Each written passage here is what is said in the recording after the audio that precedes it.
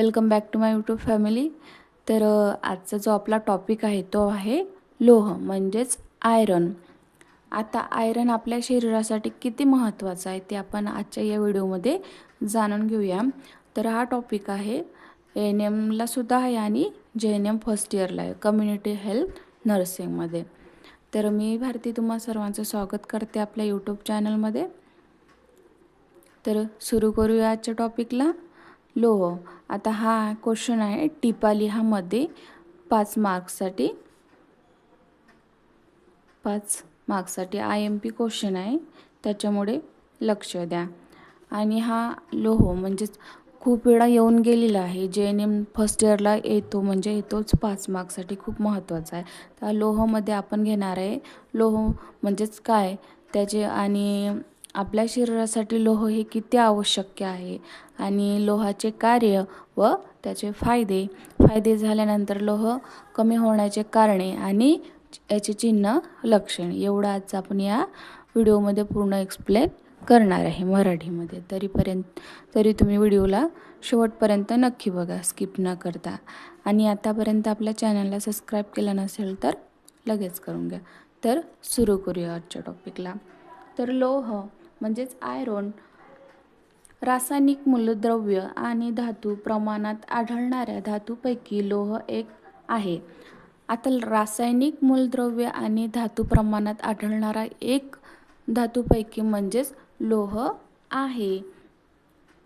लोह एक आहे. लोह संयुगाच्या आयरन कॉम्बिनेशन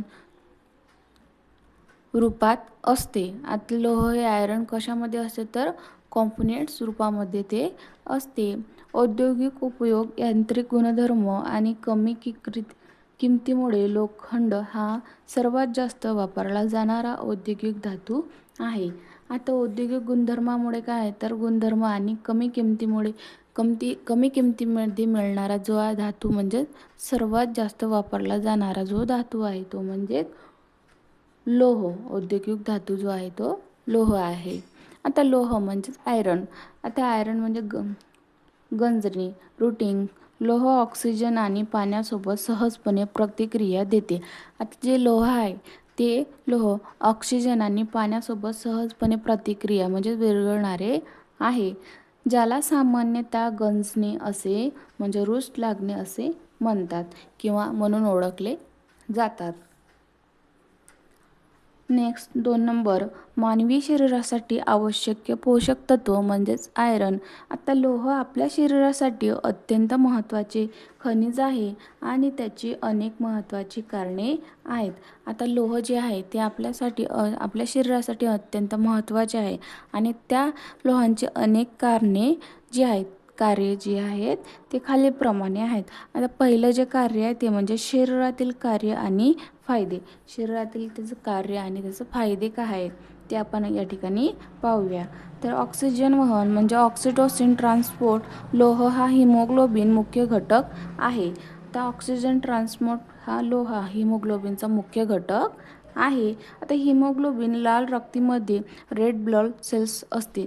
आता हिमोग्लोबिन हे कशामध्ये असते तर लाल रक्तपेशी आणि ब्लड सेलमध्ये ते असते. ते संपूर्ण शरीरात ऑक्सिजन वाहून नेण्याचे काम करते. आता हिमोग्लोबिन जे काय ते लाल रक्तपेशी रेड ब्लड सेल ते काय करतात ते संपूर्ण रक्तामध्ये संपूर्ण शरीरात ऑक्सिजन वाहून नेण्याचे काम ते करते.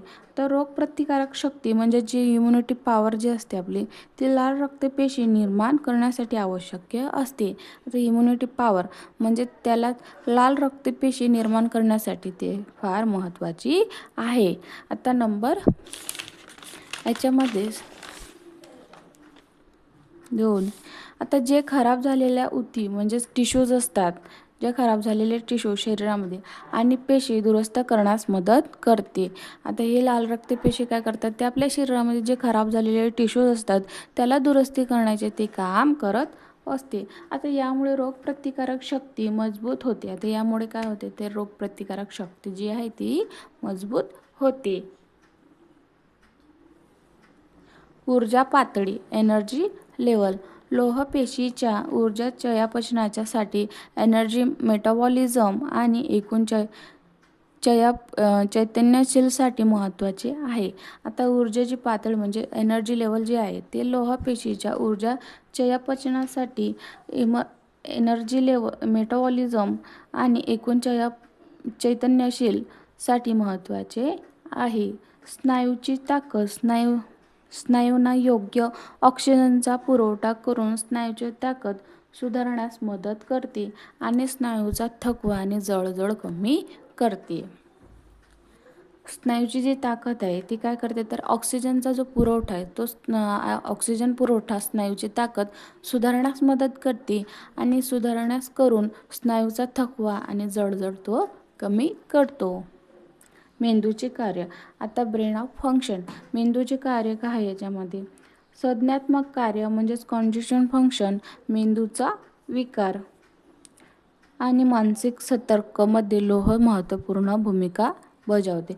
आता कंजेक्टिव्ह फंक्शनमध्ये काय होते तर मेंदूचा जो विकास आहे याच्यामध्ये मानसिक सतर्कमध्ये लोह खूप महत्त्वाचे आहे किंवा ते लोह खूप महत्त्वपूर्ण भूमिका बजावत असते. आता लोहाची कमतरता. लोहाच्या शरीरामध्ये कमतरता झाल्यास काय? लोहाची कमतरता ही जगातील सर्वात सामान्य पौष्टिक कमतरता आहे. लोहाची कमतरता ही जगातील सर्वात सामान्य पौष्टिक कमतरता ती आहे. पुरेसे लोह सेवन न केल्यास कालांतराने लोह कमतरतेमुळे अशक्तपणा, आयरन डिफिशियन्सी, एमिनिया येतो. आता पुरेसे लोह म्हणजेच आयरन न भेटल्यास काय होते तर कालांतराने लोह कमतरतेमुळे अशक्तपणा येतो आणि या अशक्तपणामुळे अनिमिया येतो.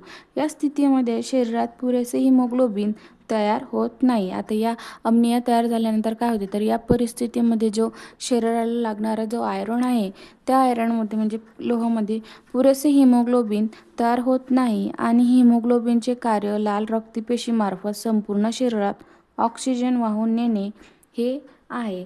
आता या हिमोग्लोबिनचे जे कार्य आहे ते लाल रक्तपेशीमार्फत संपूर्ण शरीरामध्ये ऑक्सिजन पुरवण्याचे जे काम आहे हे वाहून नेणे हे आहे. जेव्हा शरीराला पुरेसा ऑक्सिजन मिळत नाही तेव्हा ते लक्षणे दिसून येतात.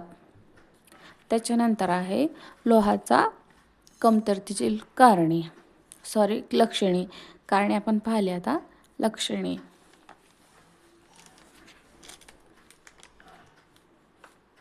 तर लोहाच्या कमतरतेमुळे होणारे लक्षणे शरीराला. तर लोहाच्या कमतरतेमुळे शरीराला अशक्तपणा आणि थकवा सर्वात सामान्य लक्षण आहे. आता लोहाच्या कमतरतेमुळे जो येणारा जो थकवा आहे तो म्हणजे एक सर्वात सामान्य समस्या ती आहे किंवा लक्षण आहे. ऑक्सिजन मिळत नसल्यामुळे शरीर लवकर थकते आणि चक्करसुद्धा येऊ शकतात. तर त्वचा फिक्कट होते. आपली जी स्किन आहे म्हणजेच त्वचा त्याला पेल स्किन. रक्तातील हिमोग्लोबिनची कमी झाल्यामुळे त्वचा आणि पापण्यांचा आतील जो भाग आहे तो फिक्कट दिसू लागतो. ठीक आहे. धाप लागणे. आता धाप लागणे म्हणजे आपण एखाद्या वेळेस धावल्यानंतर कशी धाप लागते तशाप्रमाणे धाप लागणे.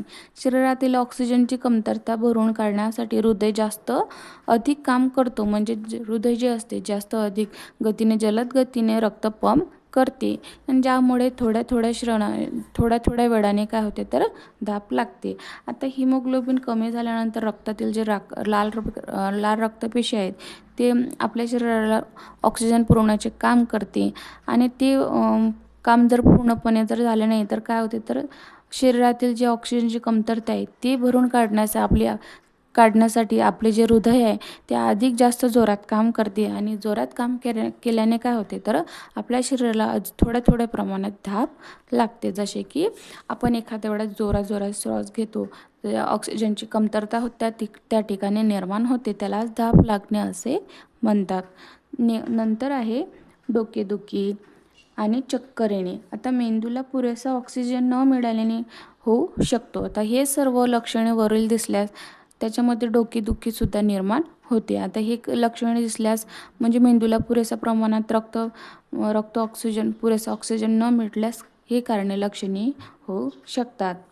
हृदयाचे ठोके अनियमित होणे. आता अशा प्रकारात जे होते पर्याय म्हणजे दुसरे लक्षण म्हणजे हृदयाचे ठोके अनियमित होणे, लेझर हार्टबीट. आता एवढे सारे लक्षण दिसल्यानंतर हृदयाचे ठोके अनियमित होणे, इनरेग्युलर हार्टबीट, अनिमिया. यालाच अनिमिया जास्त वाढल्यास हृदयावर ताण येतो. आता आपल्या शरीरात अनिमिया हा जास्त प्रमाणात वाढल्यास काय होते, आपल्या हृदयावर ताण येतो आणि हृदयाचे ठोके अनियमित म्हणजे पाल्पिटेशन होऊ शकतात. नखे ठिसूळ होतात. आता जे आपले बोटांचे नखे, आता पायांचे जे नखे आहेत ते पातळ होतात आणि ठिसूळ होतात आणि कधी कधी तर त्यांचा आकार चमच्यासारखा सुद्धा दिसतो. आता चमच्याचा आकार वरून कसा असा गोल असतो तो, तसा आपल्या बोटांच्या नखांचा आकार तसा दिसून लागतो. जिभेवर सूज येणे किंवा शक्यतो ती दुखत सुद्धा असू शकते. आता हे लक्षणे आपल्या शरीरात दिसून येतात, पण तोंडाच्या आतमध्ये जिभेवर सुद्धा सूज येते आणि सूज एवढी जास्त प्रमाणात येते की कधी कधी ते दुखू सुद्धा लागते. जास्त प्रमाणात आपल्या जिभेला त्रास होऊ शकतो. तर हे झाले लोहाच्या कमतरतेमुळे होणारे लक्षणे. तर तुम्हाला हा व्हिडिओ कसा वाटला कमेंट करा आणि व्हिडिओला शेवटपर्यंत स्किप न करता शेवटपर्यंत नक्की बघा. आणि अशाच नवीन व्हिडिओसाठी आपल्या भारती नर्सिंग यूट्यूब चॅनलला लगेच सबस्क्राईब करा. आणि आत्तापर्यंत तुम्ही जर आपल्या चॅनलला जॉईन झाले नसाल तर लाईव्ह क्लास अटेंड करण्यासाठी लगेच जॉईन व्हा. तर हे झालं आपल्या लोह म्हणजेच आयरन आपल्या शरीरासाठी किती महत्त्वाचे आहे ते आपण या व्हिडिओमध्ये आज पाहिलेलं आहे. तर ठीक आहे, व्हिडिओ जर तुम्हाला खरंच यूजफुल वाटला तर चॅनलला सबस्क्राईब करायला विसरू नका.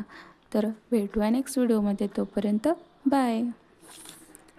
थँक्यू.